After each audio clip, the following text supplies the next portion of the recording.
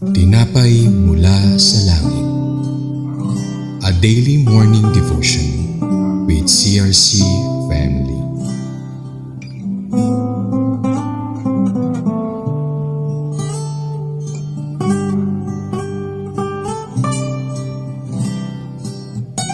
Isang mapagpalang umaga po sa ating lahat mga kapatid.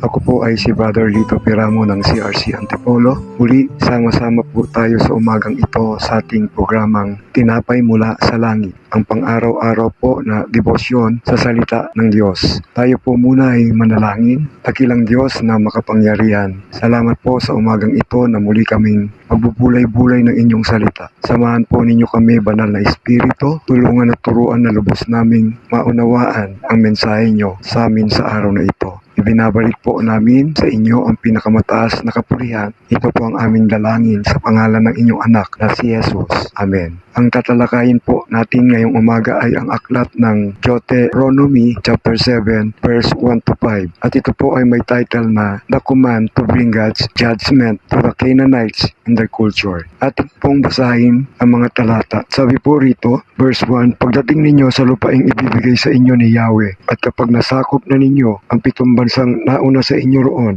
Heteo, Gergeseo, Amoreo, Cananeo, Periseo, Hibita at Jebuseo, mga bansang mas malakas at mas makapangyarihan kaysa inyo. At kapag sila'y ipinaubaya na ni Yahweh sa inyo, lipulin ninyo silang lahat, huwag ninyo silang kaawaan at huwag kayong gagawa ng kasunduan sa kanila. Verse 3 po, huwag kayong papayag na pamangasawa ng inyong mga anak at ang kanilang mga anak. Verse 4, sapagkat tiyak na ilalayo nila ang inyong mga anak kay Yahweh at pasasambahin sa kanilang mga Diyos-Diyosan. Kapag nagkaganon, magagalit sa inyo si Yahweh at kayo'y kanyang lilipulin agad.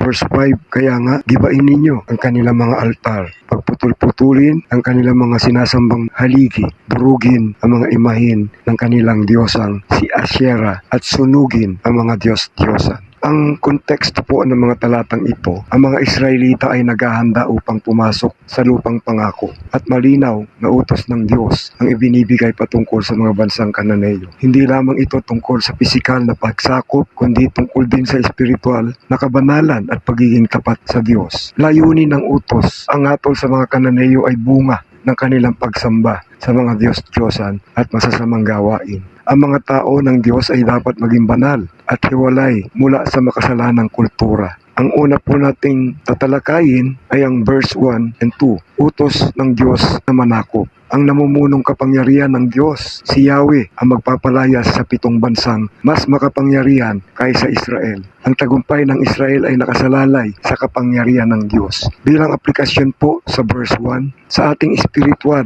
na pakikipaglaban, dapat nating kilalanin na ang Diyos ang nagbibigay ng lakas. Makikita po natin yan sa Ephesians chapter 6 verse 10. At ito po yung verse 2, buong paglipol na iniuutos, walang kompromiso, walang kasunduan o pakikipag-alyansa sa mga Kananeo. Hinahanap ng Diyos ang ganap na pag-aalis sa kanila. At bilang aplikasyon po sa verse 2, sa ating mga buhay, hindi tayo dapat makipagkompromiso sa kasalanan o payagan ang mga bagay na naglalayo sa atin sa Diyos. Makikita po natin yan sa Romans chapter 12 verse 2. At ang pangalawa po nating tatalakayin ang verse 3 and 4. Ang dahilan ng hatol ng Diyos, pag-iwas sa impluwensya ng kultura. Ipinagbabawal ng Diyos ang pag-aasawa sa mga Kananeo upang mapigilan ang pagkasira ng pananampalataya ng Israel. Panganib ng pagsamba sa Diyos-Diyosan. Ang mga Diyos-Diyosan ng mga Kananeo ay maglalayo sa Israel mula sa Diyos at magdadala ng hatol sa kanila. Bilang aplikasyon po sa verse na ito, tinatawag tayong bantayan ang ating puso mula sa mga impluwensyang naglalayo sa atin sa tunay na pagsamba sa Diyos. Makikita po natin yan sa Kawikaan chapter 4 verse 23. Pangatlo po, ating tatalakayin ang verse 5, pagwasak sa kultura ng mga Kananeo, pagwawasak ng mga altar at Diyos-Diyosan. Iniutos ng Diyos na sirain ang mga simbolo ng reliyon ng mga Kananeo. Ang layunin, ito ay hindi lamang pisikal na gawain, kundi simbolo ng pagtanggi sa pananaw ng mga Kananeo at kanilang pagre-rebelde laban sa Diyos. At bilang aplikasyon po sa ating buhay espiritual, kailangan nating sirain ang mga idolo sa ating mga buhay. Anumang bagay na pumapalit sa Diyos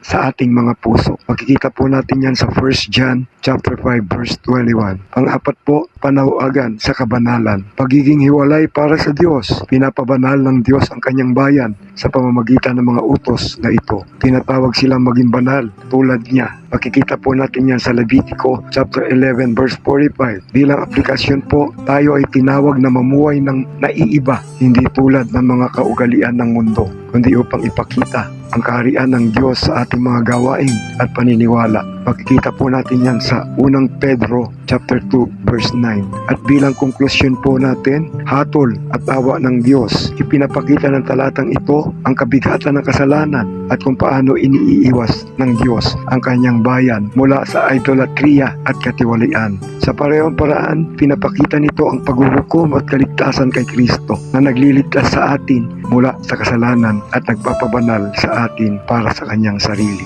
Tugon sa pagtawag. Mayroon bang mga kananeyo sa iyong buhay? Mga bahagi kung saan pinahintulutan mong umusbong ang kasalanan o kompromiso. Tinatawag tayo ng Diyos na maging matapat at banal ng lubusan. Meron po ako ritong 3 pangunahing puntos. Una po, ang tagumpay laban sa kasalanan ay galing sa Diyos. Huwag tayong makipagkompromiso sa mga impluensyang naglalayo sa atin sa Diyos. Pangatlo po, ang kabanalan ay nangangailangan ng radikal na pagtanggal sa anumang bagay na sumasalungat sa kalooban ng Diyos sa ating mga buhay.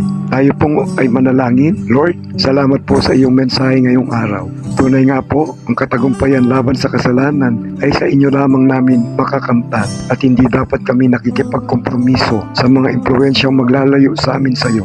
Dakilang Diyos na makapangyarihan, tulungan po ninyo kami, Lord God, na maging banal tulad niyo. Naway matanggal namin ang anumang mga bagay na sumasalingat sa inyong kalooban. Ang lahat ng ito ay aming idinadalangin ng may pagpapakumbaba sa tanging pangalan lamang ng aming Panginoong Jesucristo. Amen. Muli, samahan niyo po kami bukas sa ganito ring oras dito sa CRC channel at ishare niyo rin po ito sa inyong mga pamilya at mga kaibigan upang sila rin po ay makatanggap ng pagpapala mula sa ating Diyos. Salamat po, and to God be all the glory.